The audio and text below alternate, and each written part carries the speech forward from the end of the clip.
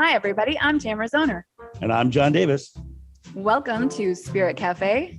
Come in, sit down, and grab a cup of love.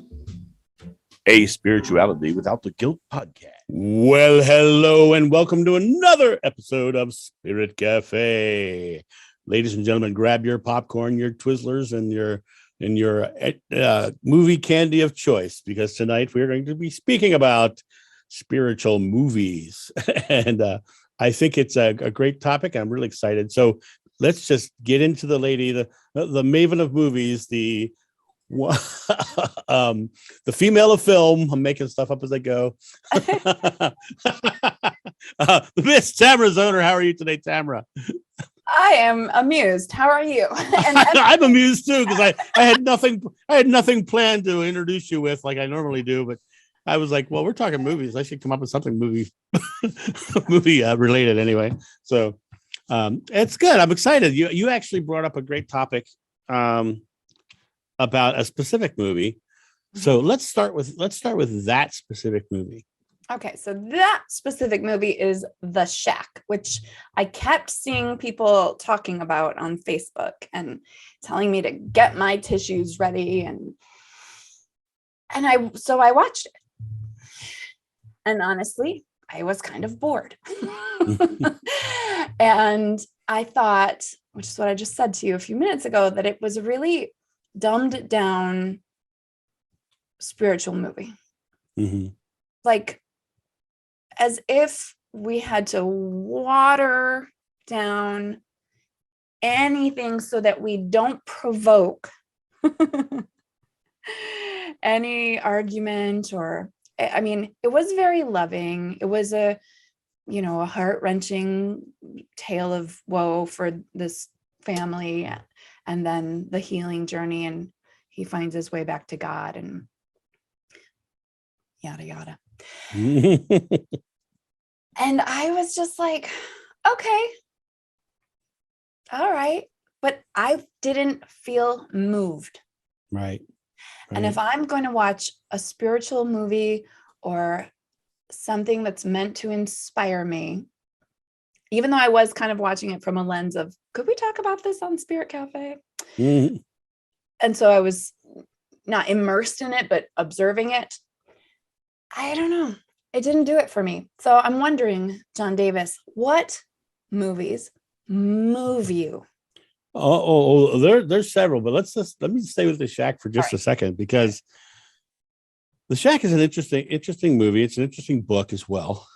Yes, I, like you, had many people say, "Oh, John, you have to watch The Shack," and I also had the same sort of experience. I was kind of okay.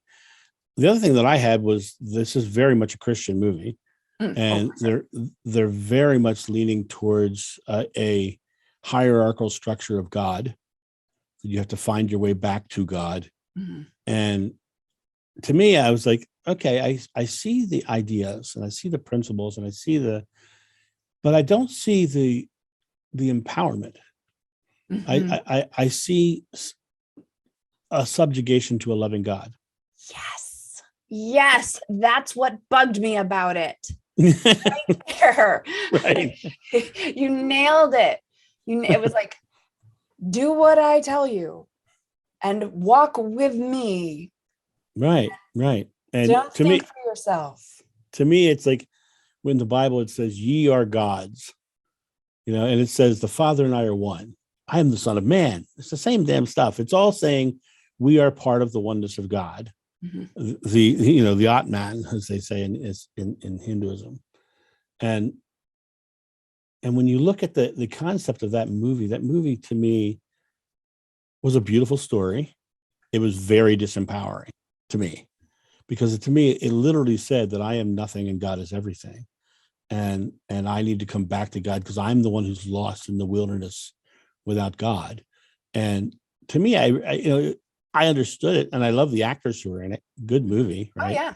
Well, although I do have to say, just from a film critic point, the main actor, he's clearly Australian or something like that, because he was being American, but every so often his accent was really thick, and I can't believe they didn't direct. And it was Octavia Spencer too, wasn't it? I don't even know. He was very cute. I know that. But No, I'm talking about the woman, the black woman. yes, yes. Octavia Spencer. She was great. She's incredible. She's an incredible actress. She is lovely. I'm gonna look up yeah, I think that movie kind of missed the mark of my personal beliefs of spirituality. Because it does, to me, it does not empower, it does take power away. And even though it's a beautiful story, and for those who believe in a Christian sort of experience, it's a perfect movie, right? It's a perfect movie because that's what they believe. It's very, and of course all my friends who are saying watch this movie are, Christian, right, which is great. Good for you. It's very affirming for the Christian person, for the Christian faith. And that's, as long as the Christian faith that people are living, loving, that's great, right? Yeah, agreed. That's their experience. So other movies, which I think are very interesting, is the movie Phenomenon. Can you see that? Yes, a long time ago. Oh, that's a good one. I cannot hang on. I cannot say the title of that movie without going Phenomenon. Phenomenon. Cannot say the title without at least doing that once. Great. Look at the reaction that I just had to that movie that I have not watched for probably 20 years. And I'm like, oh yeah, because I can remember how it made me feel. Yeah. I was inspired. It opened my mind. It opened my heart. I won't remember The Shack 5 years from now. Right. Probably right. Even next year, I'll be like, did I see that? I don't know. Exactly. That movie is so interesting because it starts out with him quote unquote seeing something, whether it was a UFO or whatever, but it opened up the potential of his mind, his brain started firing off. Yeah. And one of the moments that really stands out to me is towards the end of the film when he's dying, and he just starts looking at the trees and the way they move, right? And then he dies, and Kira Sedgwick, who was the love interest, is sitting outside, and she's just grieving, and the wind blows. And she looks up and she sees the trees and she starts moving with the trees as well. So she starts moving in unison with the universe, with God, with the consciousness of all. She starts feeling it and moving with it and starting to understand what he was talking about, what he was experiencing, what he was sharing. Another element in that movie was he was tapping into what the Edgar Cayce people would call the Akashic records, the complete knowledge of all. That's why he was able to do all the big experiments for his friend and all this stuff. But he was discovering that he was more than his physical self, and that he was able to tap into that bigger self just by the feeling of flow. And to me, I adore that movie. What was your experience with that? That yes. So I saw it pretty young. And I mean, young meaning, I don't know. I don't even know when it came out, right? But in the 90s, probably early 90s, I'm guessing. Sure. And that was my own awakening time, right? That was when I was exploring different spirituality and religions. And I think that it felt hopeful to me. Right. And now as I think back and you're describing the scene that I can remember, Kira Sedgwick was so young.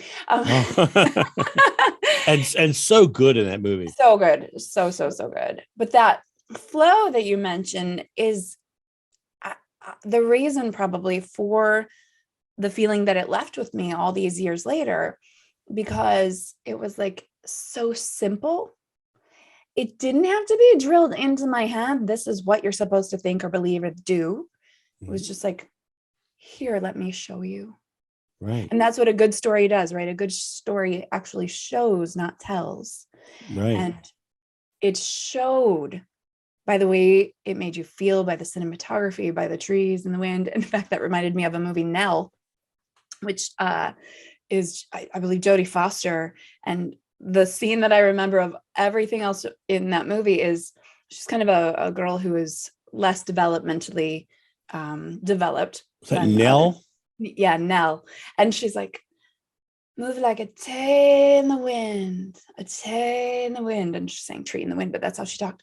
And it was just like, oh yeah, like that's perfection, Mm-hmm. right? Yeah, Like be part of the universe for a minute and then you experience God. exactly.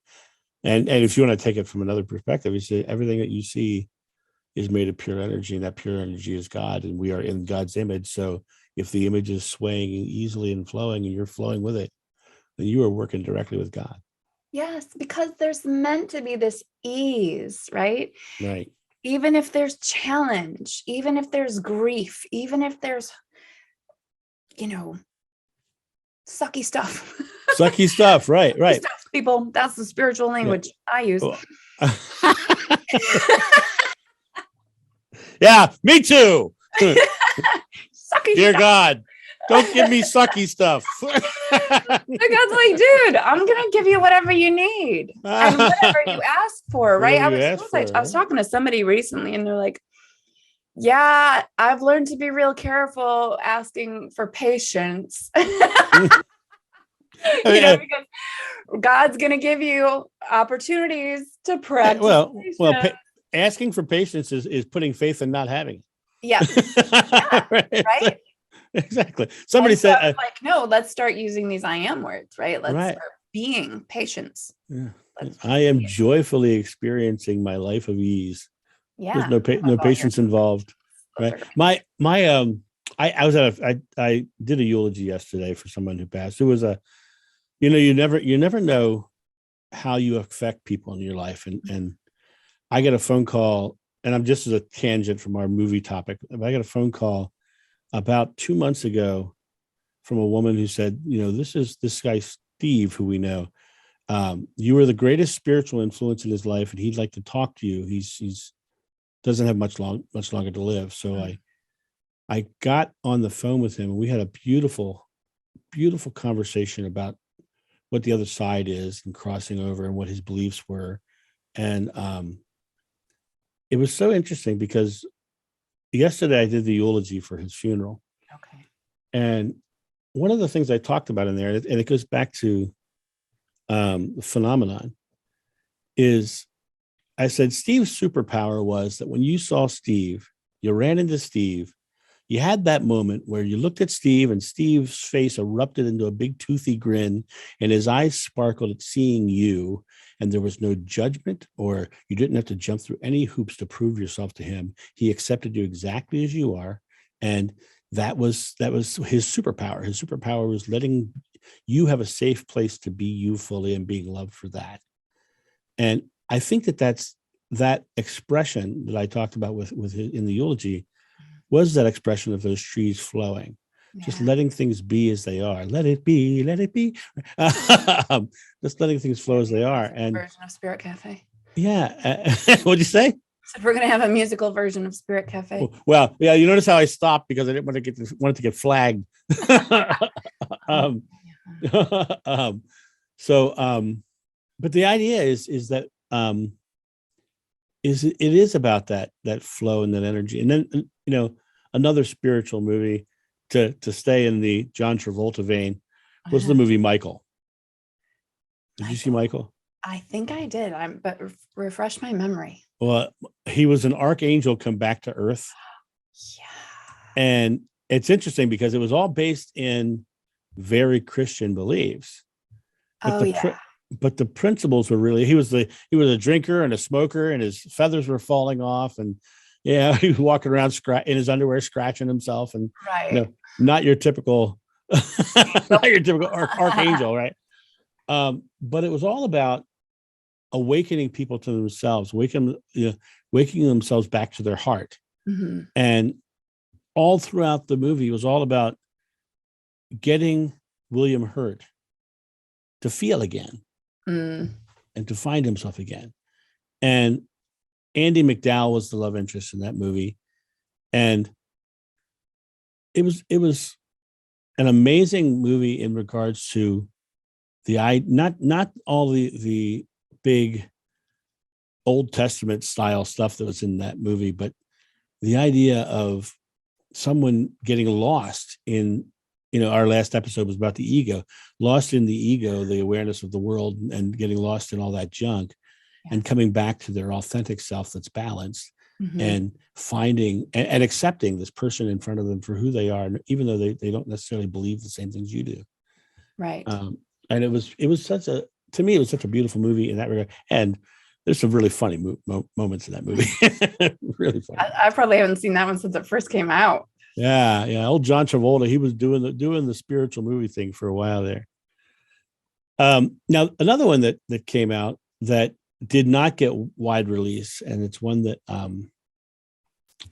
I think that a lot of people should look into, is they made a film version of the Celestine Prophecy. Yes, I did watch that, and just not too long ago, either a few years ago.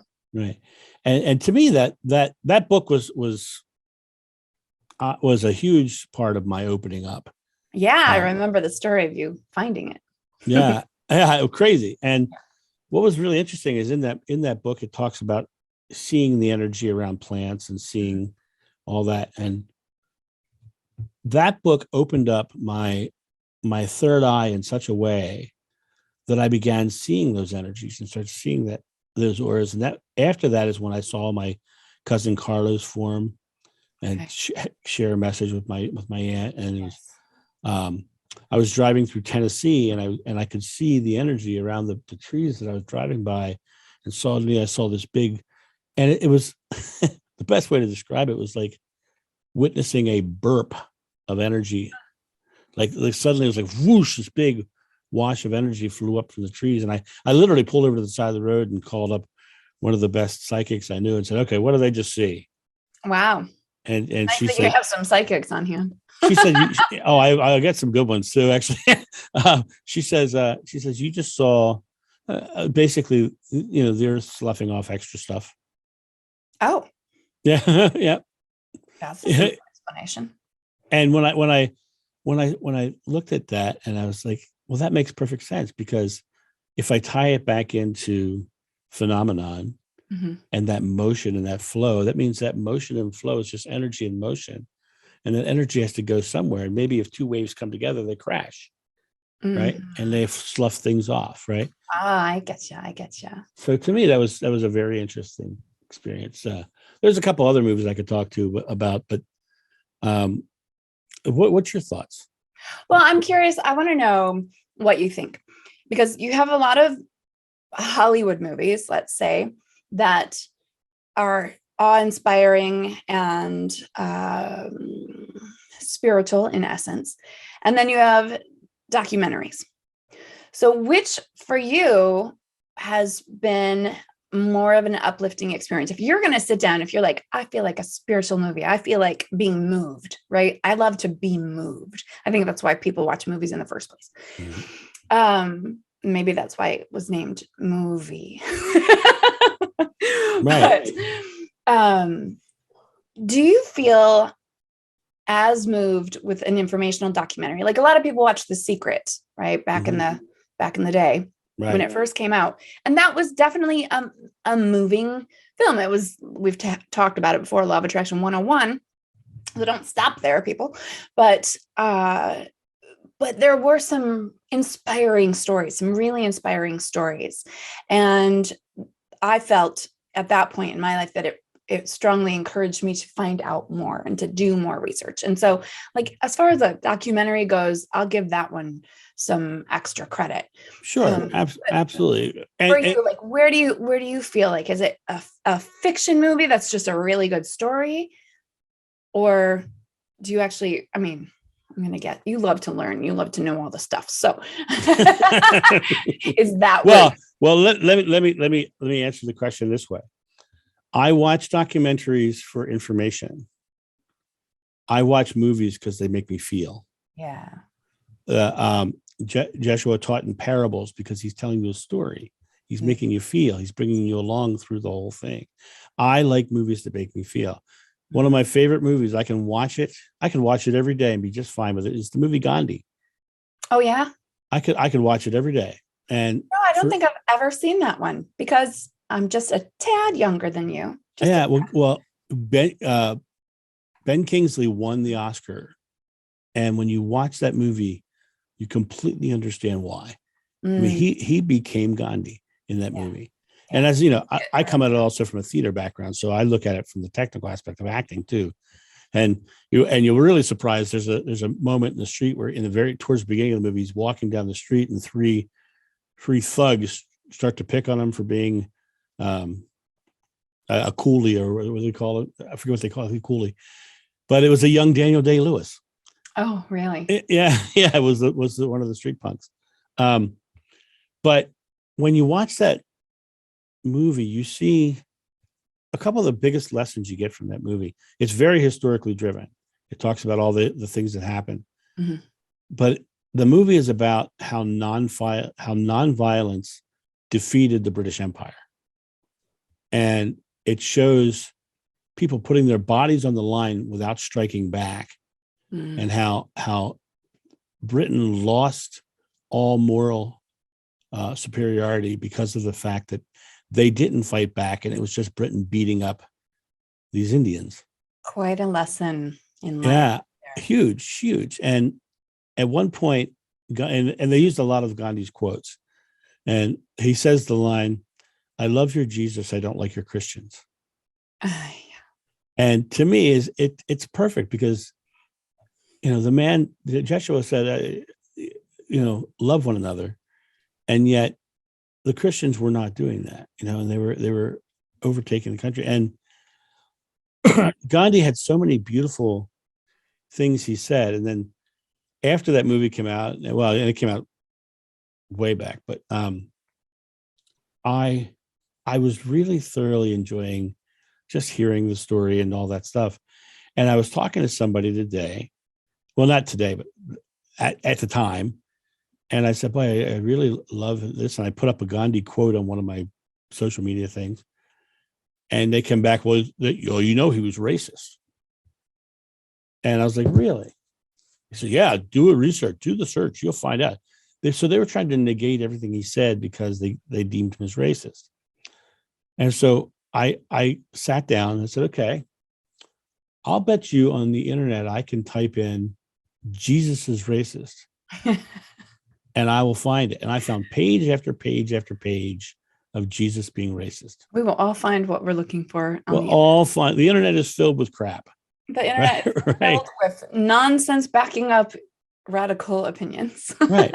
And so, when I watch that movie, and we're talking about the movie, I feel good about the fact that nonviolent love overcame. Mm-hmm. And that was the point to me. The whole movie was a 2.5 hour long movie, right? Yeah. But it was, Candace Bergen was in it, so many people were in it, but it was just such a great story. And to me, it was a moving story because it was real world love as opposed to esoteric love. Now, The Secret, when I look at The Secret, like you, I see it as a primer for law of attraction, but I really think they were too focused on money. Oh, they were. And that's why I say, one-on-one, it was all like, oh, you can get stuff by taking advantage or manipulating the law of attraction, and instead of what it really is, which we've done whole episodes on that. So we'll just link those in the comments, folks. But and see, I think of the law of attraction a little differently than some, because I don't believe it's a law. I don't believe in spiritual laws. Okay. Because that to me is a concept, the construct of man's mind needing to say, okay, well, this has to be a law, right? I think it's laws. Yeah, I think our outer experience is being created through our faith, through our belief, and it's just our natural way. It's just the way things are. Negative people see a negative world because they believe and have faith in it being negative. Mm-hmm. And positive people see it positive because they have faith that it's positive. And so we are creating in every moment of every day. We are attracting things into our life every moment of every day through our belief and through our faith. And what that movie did was really direct it towards something. And I would say if I could help redirect that movie, I would say, let's get away from directing it towards material things. Mm-hmm. And let's talk about how you can experience bringing something beautiful into your life that doesn't need the material, or just experience a beautiful relationship. And they talked about a little bit about that in the movie. But I think that adding the word law in there, to me, is just another construct of the mind that's trying to wrap around something far more simple. Well, and I believe that too. And I believe it does help people, because human beings' minds want structure, want labels, want construct, right? It helps us feel safe, and that's okay. And I agree. Once you get it, once you've experienced a little, like, oh, then you can throw out the words that don't work for you, and that's all right. I thought of a movie while you were talking. Oh, good. What Dreams May Come. Oh, love it. Love it. Love it. Robin Williams. Amazing. Amazing. Yeah. He goes on a whole exploration, right? Yeah. Tell me about that. Tell me what you. Well, it's been a long time. And so I gotta look it up. I gotta see I don't even remember. I just remember that in watching it, I had new ideas, new thoughts about death and the afterlife, new thoughts about love, new thoughts, right? There was an excitement. And so I don't even remember anybody else who was in it. I don't even remember the story itself. I mean, I do.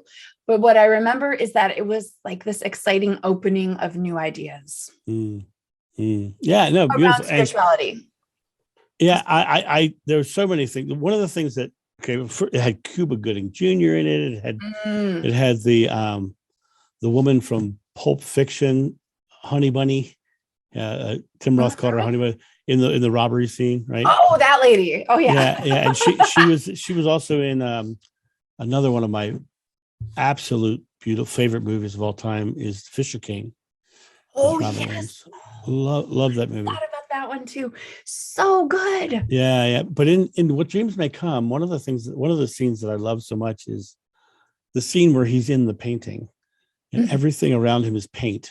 That's what I remember. That's the visual in my head. Yes. It's and Cuba Gooding is there with him. He's like, yeah, this is a good one. He says, this you're painting this, you're creating this, right? And it comes back to my own spiritual belief. When we cross over, we see what we believe. Yep, I agree. And over the course of that movie, Cuba Gooding Jr. was with him the whole time. And over the course of the movie, he came to the realization that it was his child who had died. And so in crossing over, he had this experience of seeing exactly what he believed. And then he believed his wife went to hell. So he had to go to a hellish place to get her back. That's right. See? Right.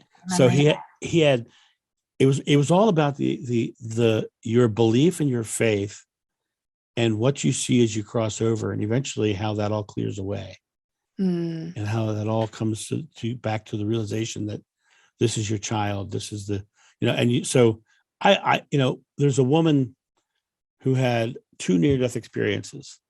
And when she was very young, she had her first near-death experience, and she was living with a Christian family. And when she crossed over in the first near-death experience, she was met by Jesus. And then they moved to a Hindu country, and they were living in this Hindu culture. And she had her second near-death experience. And when she crossed over, she saw Shiva. Right. So where she was affecting her belief, and her belief was being shown to her as she crossed over. So to me, that it's one of the most beautiful things about that movie is the fact that it shows you when you go to the other side, you don't lose yourself. You bring with you yourself, and you have new discoveries of who you truly are.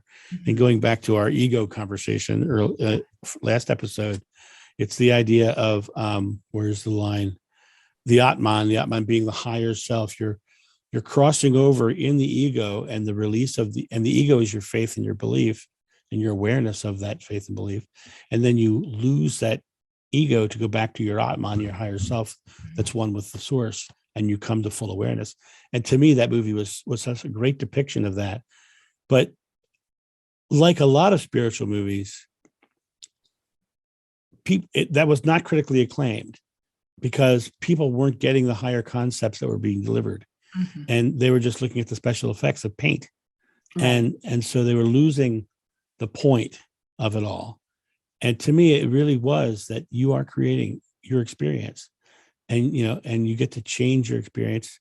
And it also went on to show love while you're here. Yes. Be Oh, what a loving while you're here. simple idea, but people forget. And again, that we can link that back to ego too. Right, right, Just let people know you love them. right. And I don't know, we won't go much longer, but Fisher King. Mhm. This is the story about someone's ego out of control, who just blurts things out over the airwaves, not realizing how it affects someone who has got a low sense of self-esteem. Mhm. That person goes out and kills a bunch of people in a restaurant, and that out of balance ego's action damages this other man's life, and they come face to face with each other. So they're coming together and seeing the effect of of his out of balanced ego. Mhm. And then he does everything he can to recover and resolve the issue. And what happens? He starts to get the guy a girlfriend, starts to do all this stuff. He puts superficial patches on the outcome, Mhm. and then his ego gets out of hand again. Mhm. And then he realizes that there's a moment where he has to then go back to this man again, and he realizes that all the things that he wanted, all the love was already in his life, all the things were there, and all he had to do was let go of the overabundance of self-importance and Mhm. come back to that balanced self. To me, that was a beautiful movie, and Yeah. Robin Williams should have won the Oscar for that film, as far as I'm concerned. It was Mhm. brilliant. He actually did so many good, inspiring films, like so many. And not only was he a comedic genius, but I mean, he, like many highly intelligent people, dealt deeply with depression, obviously. And but from that was born such beautiful art. I was thinking of back to The Shack as you were talking about that character's journey. And one thing I will give The Shack a lot of credit for is taking him back, the main character, to his own father, and seeing that his own father's brutal abuse was due to his own pain, and then due to his pain, and he got to have this opportunity to interrupt that cycle, right, and to create a new pattern in the world. And that was the one thing in that movie that I connected with, because I had that same journey. Yeah. My father was the son of an alcoholic abuser, and I was the one that my father didn't like, so I got the brunt of that. Mm-hmm. And my son hears how much I love him every day, and has never been hit in his life. So Right, I broke the because you cycle. live with not just forgiveness, like I'm thinking Neil Donald Walsh every time I think about forgiveness, but acceptance of what they didn't know and what their circumstances were, and how we can take what we do know and make better choices for ourselves and our future. I recently had an interesting epiphany about forgiveness, and I'm going to respell it from now on. I'm going to spell it FORE-giveness. So giving love first. Mm-hmm. So you're giving love first. You're forgiving without expectation. So I'm forgiving this love. And by giving it first, that love can come back to me, mm-hmm. and will flow back to me easily. So I think it's an interesting element. But I love this topic of movies, because there's other elements to this too. Another big spiritual movie, and we'll get off of this in just a second. But Star Wars. Oh, heck yeah. Well, and people are always telling me Star Trek New Generation. I haven't watched it, but they're always like, damn. Next Generation is brilliant. They're like, it's everything you believe. You'll love it. Da, da, da. Yeah. It gives you the feeling of there's no poverty, there's no sickness, there's so many, they've overcame those things, and now it's all about a journey of self-discovery. Mm-hmm. And it's beautiful. Another thing is, if you've got kids, sit down and watch Avatar: The Last Airbender anime. Oh, yeah, because my son turned me on to that a while ago, and it's goofy and crazy, and like an anime is, mm-hmm. but the topics are all about spiritual topics, and it's just beautiful, just beautiful. That really comes down to the key of it all. Back to Robin Williams. Robin Williams had it in his contract that every movie after Good Will Hunting, in some way, he would say, "Seize the day." Nice. He would say, "Carpe diem, seize the day." It was in Hook. It was in everything. He kind of would say that all the time. That was his philosophy, was seize the day, be in the now. Yeah. And create in the now. And anyway. Good stuff. So seize the day, John. Do it. And I'm grateful for this conversation. It's a fun one. And now I feel like I have some movies I want to watch this week. But I want to know too, to our viewers and listeners, like, what are the movies that have moved you? And share with us in the comments so that we can all be inspired together. Absolutely. Have a good day, Tamara Zoner. Thanks, John. You too. See ya. Bye. Thank you for joining us at Spirit Cafe, a place where you can safely explore your spirituality without the guilt or dogma of religion. Please leave all comments on the Spirit Cafe podcast Facebook page or beneath our videos on YouTube.